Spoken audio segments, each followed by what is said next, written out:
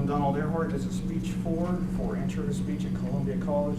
It is the persuasive belief speech titled Hybrid Power or Electric or Hydrogen. In an inconvenient truth, Al Gore paints a dismal picture of the world. There's pollution, smog, everything's going downhill and it's looking bad. In the meantime, from 45 to 2006, our population has tripled. We went from 2.3 billion to 6.5 billion, and it's still climbing. With that, in the last 100 years, we went from 0 cars to more cars and people in some places, like the United States. And that's most of our smog right there, besides cows, but we can't really eliminate cows. So the best place to put a research, aside from cows, is going to be in those cars. So gas people are going to argue with diesel people people are going to argue with gas people. That's never going to end. But where we can put our money is the argument between electric or the hybrid people. As a consumer, you're going to pick what's best for you, where your money stays, and where you're not going to waste it. With electric cars, there's a lot less parts, there's less maintenance. So you're not throwing money away down the drain. Going along with that, Kelley Blue Book is going to hold your value with an electric vehicle more so than a hydrogen fuel cell vehicle. Also, on that note, over the last 100 years, we've had more electricity.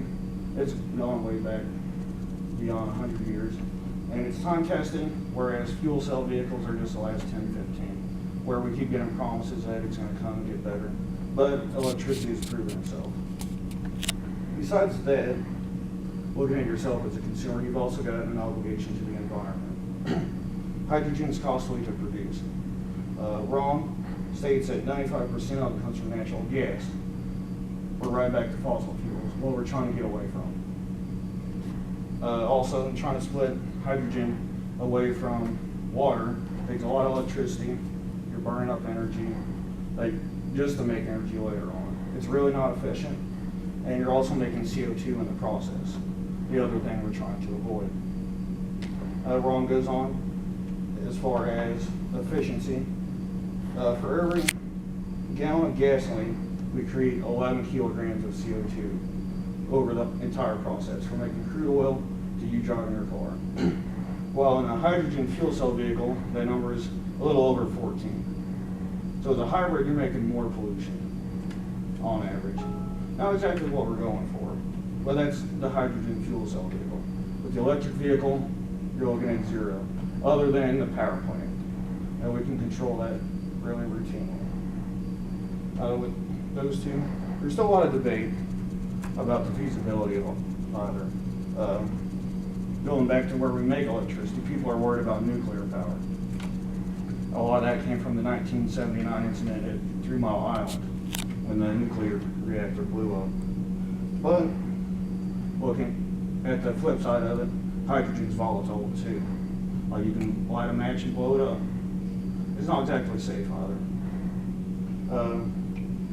And then to go along with nuclear, there's pollution everywhere. People are dumping gasoline, paint, oils down the drain, it's getting in the soil, it's getting into the water system. So really nuclear isn't that bad if you're eliminating part of that.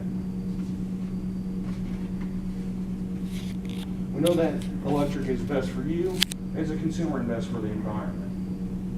But what's going to be the easiest to put into place? We've got gasoline, now we've got a transition.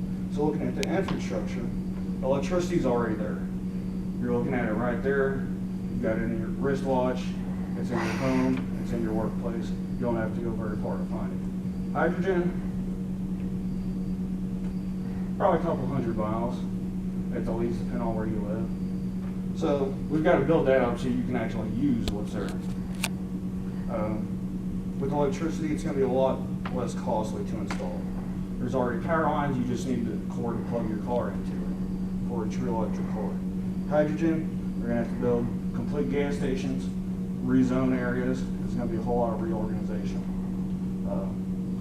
People complain that electricity is going to take a long time to charge your car up. Well, Comm has found that Tesla, one of the big marketers of electric vehicles, has found a new charging system that can charge a car half charge in 20 minutes. So you can roll up to the shop at the gas station, the grocery store, plug your car in, be in there for 20 minutes, come back out, your car is half full. You can't do that with a gasoline car. I wish I could. Probably not with hydrogen fuel cell either. Looking at the money at it, 2014, California renewed grants for alternative vehicles. In that $50 million, $46.6 million went to hydrogen fuel cell vehicles. We made 28 gas stations. The other $5 million went to electric vehicles, and we made 175 refueling stations. That's a little bit of difference. Ratio, we can make 57 electric stations to 1 hydrogen fuel station for the same price when you average it out. So obviously, if you're paying for it, you probably want what's best. Right there, you're looking at electric vehicles again. So in summary, we know there's a big problem. Smog, we can't get away from it. We can reduce it and try to move on to something better. We know consumer interests favor electric vehicles. It's going to hold its value and it's going to cost you less. Also with that infrastructure, we already have electricity. You don't have to build something new. You're just going to add on to it. And producibility. The electric's already there. You don't have to worry about it. So in conclusion, it's obvious to see where we need to invest our money in research and in building this back up. In Tokyo, you've got 35 million people. Dallas, Los Angeles, our equivalents aren't too far behind. If you put that money in the big places where it's going to make a lot of difference, you can see that electricity is obviously going to be